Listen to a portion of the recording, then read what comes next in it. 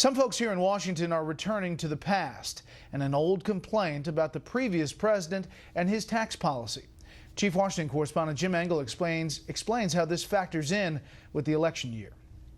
President Obama has made clear that one of his chief themes this election year will be income inequality. The Washington Post editorial page joined the fray Tuesday with an editorial saying, quote, "A new study links income inequality to the Bush tax cuts.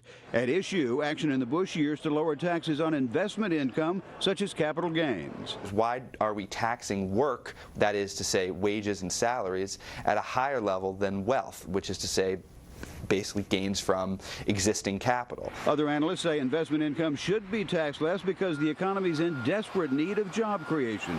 Everybody agrees we have a saving and investment problem in the United States. You do not want to tax saving and investment, which are important for economic growth. The latest debates over a report from the Congressional Research Service, which argues that between 1996 and 2006, income inequality grew in part because President Clinton lowered the tax rate on capital gains from 28 to 20%, then President Bush lowered it to 15%.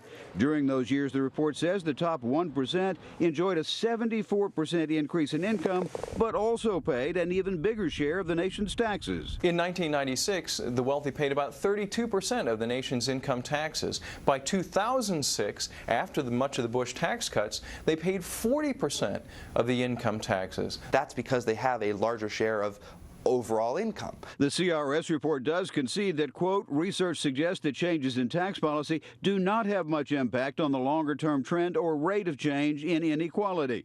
Nevertheless, the political urge to increase taxes on the wealthy is irresistible for some, but what is taxed is key. Why not tax them on their jewelry? Why not tax them on their mega mansions? But don't tax them on what they put into the economy. The study didn't mention Bush tax changes that left 46 million people paying no federal income tax at all, so his tax changes helped the poor instead of hurting them. In Washington, Jim Engel, Fox News.